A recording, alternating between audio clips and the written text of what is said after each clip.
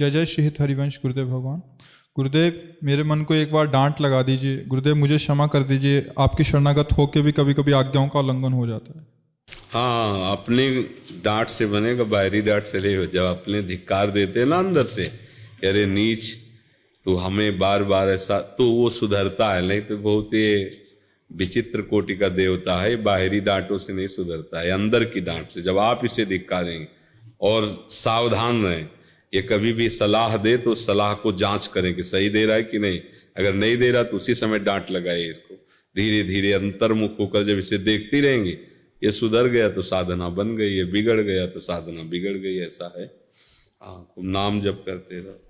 ठीक है। आप प्रत्यक्षा अलीगढ़ से श्री हरिवंश राधा वल्लभ श्री हरिवंश महाराज जी, सब भगवान के चरणों में कोटि करता हूँ। बाबा, मैं रामानुज संप्रदाय से दीक्षित हूँ।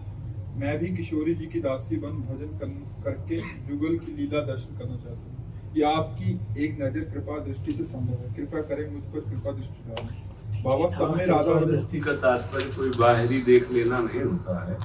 कृपा दृष्टि का तात्पर्य होता है कि जो अकृपा है उससे हम हट जाएं। शरीर का राग, शरीर के भोगों में सुख बुद्धि, शरीर संबंधियों में स्नेह बुद्धि, यही अकृपा है। इससे हट जाओ तो आपको कृपा दृष्टि मांगनी नहीं पड़ेगी। आप कृपा स्वरूप प्रभु की कृपा की धारा में बह जाएंगे। और ये हमने पकड़ा, इसलिए हमें छोड़ना पड़ेगा। ये हमने पकड़ा है, शरीर का राग, शरीर के भोगों का राग और शरीर संबंधियों का राग। बस इसी बंधन से नहीं छूट पाते हैं। चाहे जितना प्रवचन करो, चाहे जितना प्रवचन सुनो, घूम घूम करके हम इसी बंधन में बंधे रहते हैं। हम अविद्या के नशे में खूंटे से नाव खोलना भूल गए हैं। मेहनत खूब कर रहे हैं, 1 इंच नाव नहीं चल रही है। यही खूंटा है, शरीर राग, देहाभिमान, कर्तृत्व भोक्तृत्व भाव, शरीर के संबंधियों का स्नेह, यही खूंटा है। इसी में हम बंधे। यद्यपि मृषा, जड़ चेतन ही ग्रंथि पड़ गई, यद्यपि मृषा छूटत कठिनाई।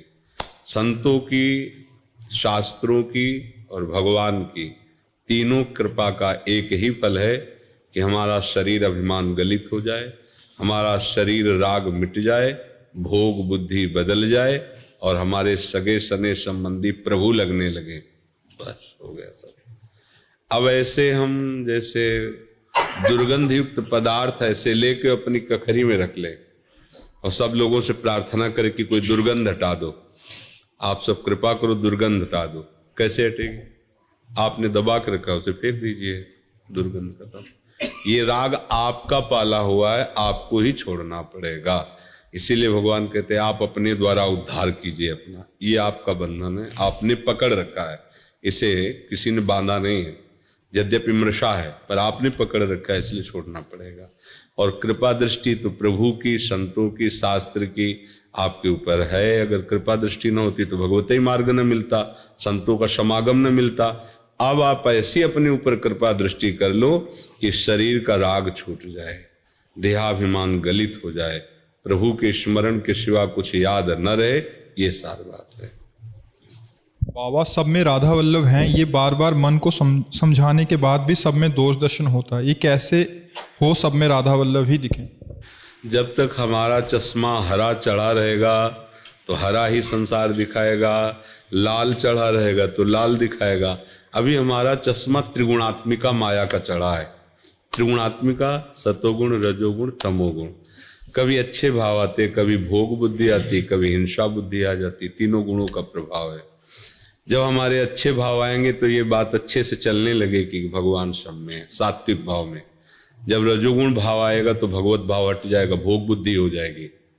और जब तमोगुण भाव आएगा तो प्रमाद, मूढ़ता और हिंसात्मक द्वेष वृत्तियां, दोष दर्शन, ये सब प्रारंभ। अभी हम गुण के चक्कर में हैं।